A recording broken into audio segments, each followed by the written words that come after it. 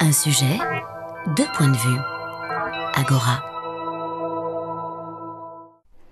Le duel McCain-Obama, objet de toutes les attentions en Europe, l'occasion de confronter deux points de vue européens sur les enjeux de ces élections américaines du 4 novembre prochain.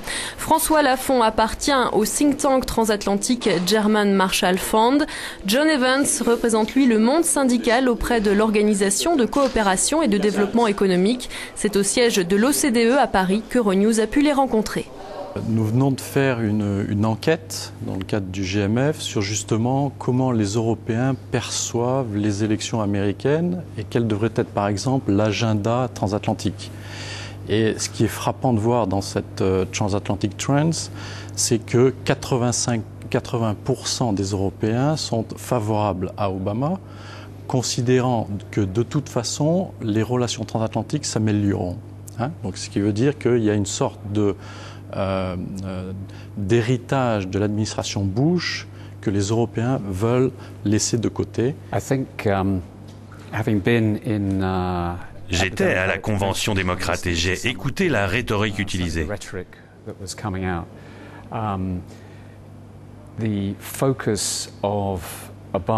Je pense que ce qui en ressort, c'est qu'Obama parle beaucoup de multilatéralisme. Il se détache vraiment d'une approche unilatérale dans les relations internationales, mais aussi dans la manière de prendre des décisions dans la politique étrangère. C'est vraiment ce qui ressortait des discussions. Donc d'un point de vue rhétorique, cela va donner lieu à un changement majeur par rapport à la perception et à la réalité de la période Bush. Je crois qu'il y a une chose qui intéresse beaucoup les Européens, c'est déjà le personnage Obama.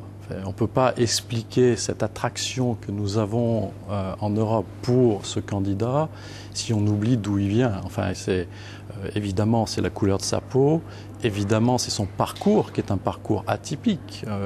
En Europe, c'est quasiment impossible d'imaginer qu'un candidat à la plus haute fonction publique puisse avoir 3 ans simplement de mandats électoraux. Donc c'est le côté un peu fascination, dream.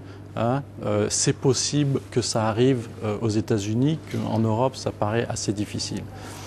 Et puis il y a une deuxième dimension derrière la fascination d'Obama, vous l'avez très bien mentionné, c'est cet aspect du multilatéralisme, mais qui à la fin risque de poser finalement peut-être plus de problèmes aux Européens que ce que l'on peut imaginer actuellement. Pourquoi ? Parce qu'il risque de dire, très bien, vous voulez que nous fassions des choses ensemble ? Prenons les exemples un par un. Est-ce que vous êtes prêt à m'aider en Afghanistan, à essayer de stabiliser le pays ? Qui des pays européens actuellement est capable de donner plus de soldats ? Ça va être très difficile aux Européens de répondre à une telle question parce que l'Allemagne sera en campagne électorale, la France vient déjà de donner 700 soldats supplémentaires, l'Italie a des problèmes de budget, c'est compliqué, et Brown est dans une situation plus que difficile en termes de légitimité. Je pense que vous touchez là une question centrale liée à l'économie et au dialogue social, parce que je pense qu'il va y avoir un changement fondamental pour l'Europe. Je n'irai peut-être pas jusqu'à penser qu'on va vers une sorte de protectionnisme, mais je crois que ce qui conduit les États-Unis à davantage de protectionnisme, c'est le sentiment d'insécurité économique, le fait que les travailleurs n'aient pas de protection s'ils perdent leur emploi. Il n'y a pas de couverture médicale disponible. Donc toutes leurs préoccupations tournent autour de leur emploi. Je crois que c'est intéressant ce que vous dites parce que justement on voit actuellement avec la crise internationale que ce n'est pas une question d'idéologie. Il y a aussi beaucoup de pragmatisme de la part des États-Unis en général. La première réaction qu'on voit face à la succession de faillites d'entreprises, que ce soit des banques ou des sociétés d'assurance, c'est un gouvernement, une administration américaine républicaine, donc en théorie plutôt pour le libéralisme, qui essaye de prendre des mesures successives et maintenant de façon beaucoup plus cohérente et massive, de façon à arrêter les excès d'un certain capitalisme, comme on le dit assez souvent en Europe. Nous sommes confrontés à une crise qui bouleverse tout. Le monde tourne à l'envers. Vous avez une administration républicaine qui appelle à davantage de régulation, plus de régulation, qui est prête à dépenser des sommes énormes jusqu'à 850 milliards de dollars pour renflouer le système financier. Et je pense qu'en ce qui concerne l'avenir des relations avec l'Europe, quel que soit le candidat qui gagne, il y aura un nouveau débat. Parce que j'ai entendu aux États-Unis beaucoup de gens dire qu'on ne peut pas avoir un système capitaliste dans lequel le gouvernement intervient pour nationaliser les pertes alors que les profits restent privés. Donc je pense que le débat portera sur les nouvelles formes de régulation auxquelles les institutions financières devront faire face.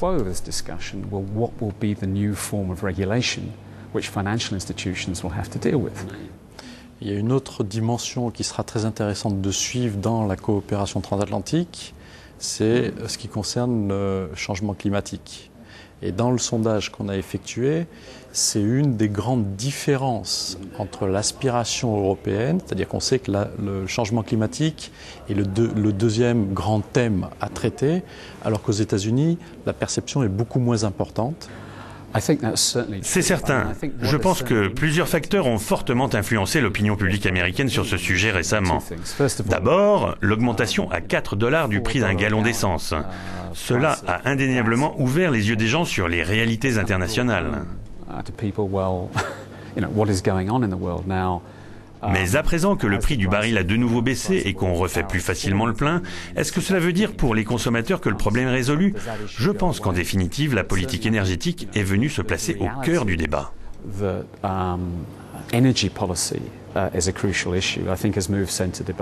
ne sais pas qui va gagner, c'est très difficile à prédire. Vous avez raison de dire que la candidature d'Obama est un peu fascinante et que ça serait un beau message, entre guillemets, de l'histoire d'avoir un président métis aux États-Unis quand on connaît l'histoire du pays. Donc ça, c'est évident. D'un autre côté, je ne suis pas convaincu que les politiques qui pourront être mises en œuvre par des démocrates seront les plus opportunes pour l'Europe, ou que l'Europe sera en mesure de répondre à cela. Donc, je crois qu'il y a, je ne sais pas, je suis en tout cas sûr que ce soit l'un ou que ce soit l'autre. Il y a une formidable opportunité pour nous de travailler ensemble, pour renforcer la relation transatlantique. Je pense que la nature des deux candidats fait que vous avez une opposition d'une part entre un républicain atypique qui a pu être considéré comme un allié objectif d'anciens présidents démocrates et d'autre part un candidat afro-américain qui promet le changement et qui capte l'attention de différents groupes aux États-Unis en remettant tout le système en question. Ce qui veut dire qu'il est difficile de prédire comment cela va finir. Mais ça ne me pose pas de problème de dire que j'espère que McCain va gagner. Pardon, qu'Obama va gagner.